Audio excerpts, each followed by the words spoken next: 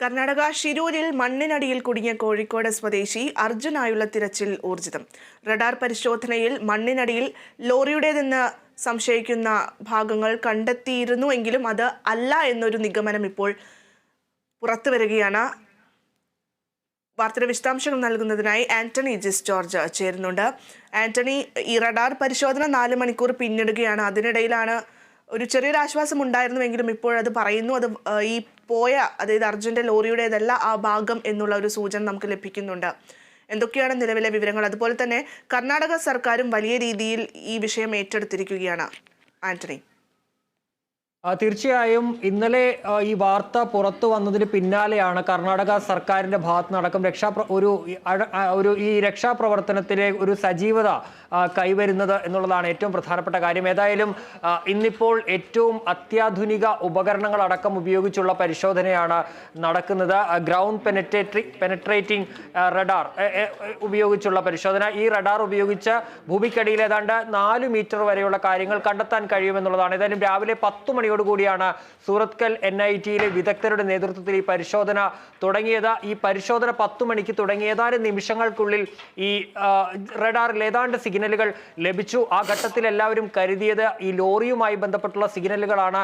ഒരു പ്രതീക്ഷയുടെ വെട്ടം ആ സമയത്ത് അവിടെ തെളിയുകയും ചെയ്തു. പക്ഷേ ഇക്കാര്യത്തിൽ പിന്നീട് ഈ NIT-യിൽ നിന്നുള്ളവർ വ്യക്തമാക്കിയത് അത് ഒരുപക്ഷെ ഒരു പാറ കഷ്ണമോ അല്ലെങ്കിൽ എന്തെങ്കിലുമായി ബന്ധപ്പെട്ട ഇരുമ്പ് കഷ്ണമോ ഒക്കെ ആകാമെന്നുള്ളൊരു കാര്യമാണ്. ലോറിയാണ് എന്നുള്ളൊരു സ്ഥിരീകരണം നടത്താൻ കഴിയില്ലാത്ത ഒരു സാഹചര്യമാണ് ഉണ്ടായിരുന്നത്. അല്പസമയം മുമ്പ് ഉത്തര കന്നഡ ജില്ലാ കളക്ടർ കൃഷ്ണപ്രിയയും പറഞ്ഞത് 3 സിഗ്നലുകൾ വിവിധ ഭാഗങ്ങളിൽ നിന്നായി ലഭിച്ചു. പക്ഷേ എന്ത് സിഗ്നലാണ് അത് ഈ കൃത്യമായി തന്നെ ഈ ലോറിയുടേതാണോ എന്നുള്ള കാര്യം വ്യക്തതയില്ല, അല്ലെങ്കിൽ അത് വ്യക്തമാകാത്ത ഒരു സാഹചര്യമാണ് നിലവിലുള്ളത് എന്നുള്ളതാണ് ജില്ലാ കളക്ടർ അടക്കം പറഞ്ഞത്. ഏതായാലും 4 മീറ്റർ ദൂരത്തിലേക്ക് ഇതിൻ്റെ ഈ റഡാറിൻ്റെ സിഗ്നലുകൾ എത്തുമെന്ന് പറയുമ്പോഴും അവിടെ പ്രതിസന്ധിയായി നിലനിൽക്കുന്ന ഒരു സാഹചര്യം എന്ന് പറയുന്നത് ഈ ചെളിയും മണ്ണും വെള്ളവുമാണ്.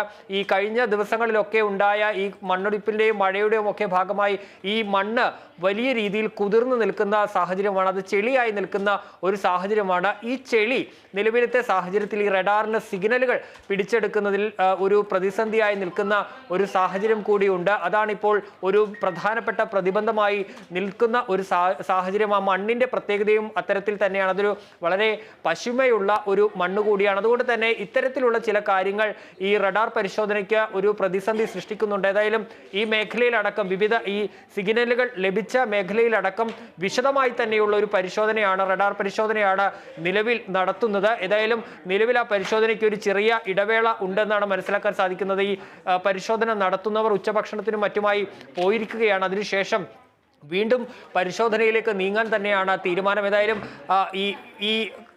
ഈ റഡാർ ഉപയോഗിച്ച് ഗ്രൗണ്ട് പെനട്രേറ്റിംഗ് റഡാർ ഉപയോഗിച്ചുള്ള പരിശോധനയിൽ ഒരു സൂചന അല്ലെങ്കിൽ കൃത്യമായൊരു വ്യക്തത ഈ ലോറി എവിടെയുണ്ട്, അർജുൻ എവിടെയുണ്ട് എന്നുള്ള കാര്യത്തിൽ ഒരു വ്യക്തത കൈവരുമെന്നുള്ളൊരു പ്രതീക്ഷ തന്നെയാണ് രക്ഷാപ്രവർത്തകരെ സംബന്ധിച്ച് ഉള്ളത്. അതുപോലെ തന്നെ ഗംഗാവാലി പുഴയിലും ഇപ്പോൾ പരിശോധന നടക്കുന്നുണ്ട്. ഒരുപക്ഷെ ഇന്നലെ തൊട്ട് ഈ രക്ഷാപ്രവർത്തകർ ഈ പുഴയിലേക്ക് ഈ ലോറി ഈ കുത്തൊഴുക്കിൽ ഈ ലോറി പുഴയിലേക്ക് പോകാനുള്ള സാഹചര്യവും അവർ തള്ളിക്കളയുന്നില്ല. അതുകൊണ്ട് തന്നെ ഇന്നലെ പുഴയിൽ സ്കൂബ ടീമിന്റെ നേതൃത്വത്തിൽ പരിശോധന നടത്തിയെങ്കിലും അവിടെ ഒന്നും കണ്ടെത്താൻ കഴിഞ്ഞില്ല. ഏതായാലും ഇന്ന് ആ ഭാഗത്തും വിശദമായ ഒരു പരിശോധന നടത്തുന്നുണ്ട്. NDRF-ന്റെ അടക്കം നേതൃത്വത്തിലുള്ള ഒരു പരിശോധനയാണ് അവിടെ നടക്കുന്നത്.